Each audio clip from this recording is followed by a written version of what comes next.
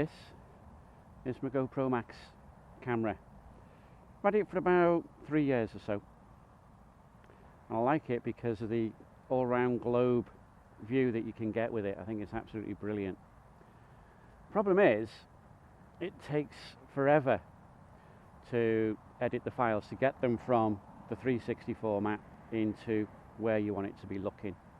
A very long time, as it happens. It's because of that I started using it over there on top of the mirror, but having it just in hero mode. And I've done that for a year and a half, 2 years maybe. But I've now got an Osmo, which is that camera there. That one now does the rear view, and it does a really good job of it, which means I need to find a way to make better use of this and use it for what it was actually intended for, the full 360 view. You'll have seen recently I've been putting it on top of my crash helmet, and I find it does actually really quite well there. Apart from, it's like having a bloody sail on my crash helmet, and it hurts my neck. And as much as I like the camera in that position, it's not something I could do on a long ride. It's going to hurt too much. So what I've done, I've had a look at some YouTube videos of where people are putting their cameras and the effects that they're getting. And I'm thinking, you know what? I think I'll try some of them. So I went out and bought a new mount, and I have now put that mount there next door to the Osmo camera at the moment, and I've got it vertical.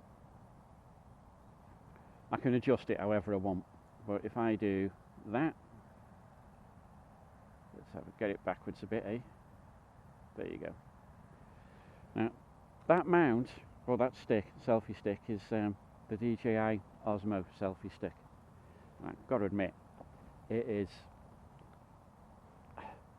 if it comes to quality, you'd have a real hard job beating that one. Compared with all of my other ones, it is like, I don't know, like the Porsche of selfie sticks, I suppose. So I'm going to use that today. I'm going to, on this occasion, I'm going to put it up in the air so it's up over my head. I'm then going to tip it forward and angle it over so it's over the front headlamp, with the camera sort of at a silly angle like that. So hopefully it'll capture not just me, but it'll capture one of those angles you've seen where you see all the front of the bike and the person is, you see the person riding it, but you don't really see how they managed to get that recording. It's like it's been done in mid-air. So I'll be trying that, and the other thing I'll be trying is I'll be putting it on the grab rails. One of the problems I have is that GoPro cameras are not always the most reliable, and unless I've got eyes on them, I don't know if they're still recording. I've also lost a lot of cameras from falling off the bike without me knowing that they've fallen off the bike.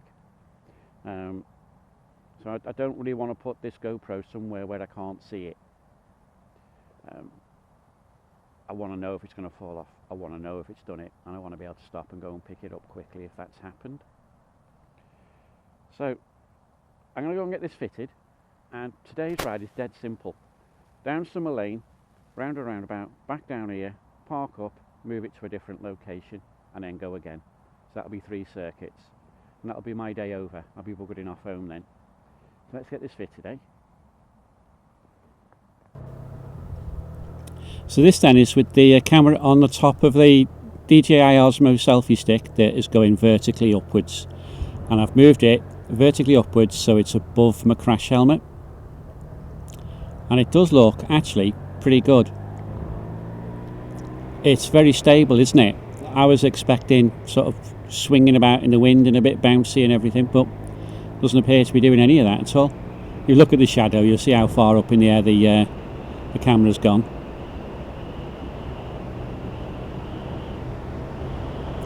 And of course you can see a lot more over the hedges. I'd miss a lot of that, to be fair.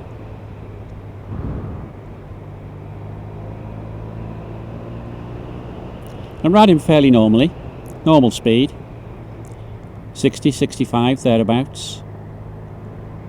And it's absolutely rock steady, isn't it? But when I turn it round, there's my big fat head in the way. And you can actually see it's a bit bouncier than it actually looks in the forward view. I don't jerk my head around like that, to be fair. But from there, if I wanted to, I can kind of adjust it so it moves down a little bit and picks up the whole of the front of the bike. And it has actually got quite a good view of the rear of the bike as well, or the road behind me, as it happens.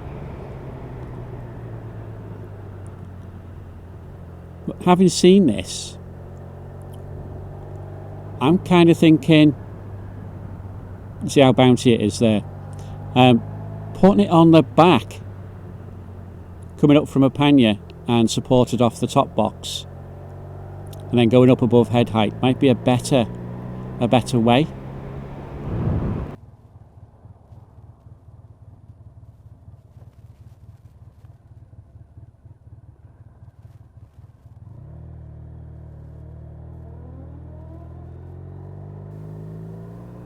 This time I'm going away with the selfie stick sticking out over the front of the bike. That looks really nice. It's a bit lower down so you can't see over the hedges. There it does look quite a bit stable, but I'll tell you something. Yeah, there you go, see? It was wobbling, you wouldn't believe how much it was wobbling. So I'm riding here about 30, 35.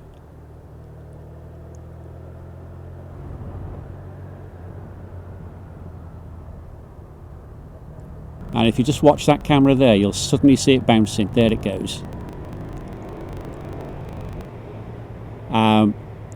See how bouncy it is there as well. This view, I'm not being funny, I like this view. I think there are better ways to do it, and I need to do something about that bit sticking out there that you can see. That's the tether. It is bouncy, isn't it? You wouldn't expect to get that from a GoPro at all. I'm on my way back now. I'll just watch this as it goes round the corner on its sideways. Look at that, it's a bit weird. But it is a bit bumpy. It's the only thing I'll say about it. It is a bit bumpy, and from my perspective, riding along the road, looking at it and watching it bouncing up and down, it's a bit nervy, to say the least. I think I can adjust it a little bit. There are probably some things that I can do that will make it better. Somewhere along the lines I could probably find somewhere to support it so you can't see the support, but it stops the bouncies. There's that couple again. It does look good, doesn't it? I'd be alright with that, to be fair. If I find a way to do it so it's not so bouncy and I'm not so worried, I'd be alright with that. I like it as good as having it set on a vertical pole over my head. It's quite nice.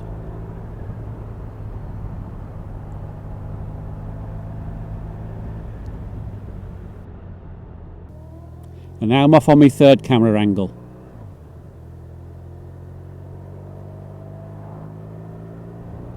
I reckon this would be better if I put the camera horizontal, level with my knee, about 2 foot further out and a little bit further forward. That would actually look pretty good.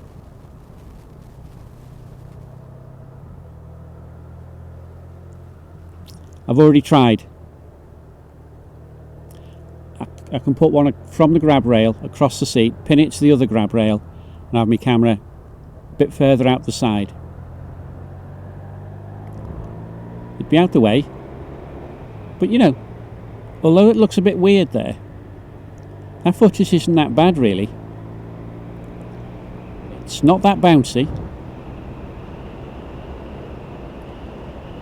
And because I've got it angled up at about 45 degrees, I can actually see it in the mirror.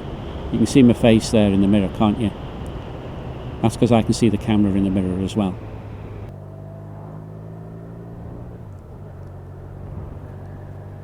I'm on my way back now. It's not a bad angle, if you want the truth. Little bit of tweaking and I think it can be made to look better. And what I'm thinking of, I'm looking at the side of the bike. It would be better if I had the camera further out from the bike, and I'd get a much better job of that. And it looked like somebody was riding alongside me filming me. I quite like that. Of course I'll need to get that bloody tether out the way. But I'll take care of that next time round, it's not a problem. And of course with it there I can have a peek over the back of the bike as well, and that's not a bad view.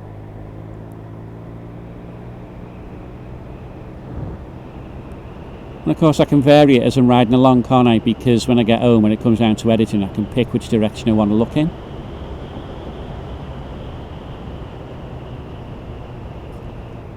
This is the one that needs the most tweaking, I think.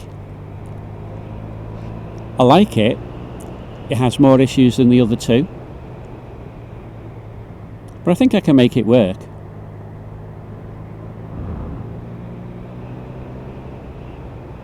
I'm going to end it here.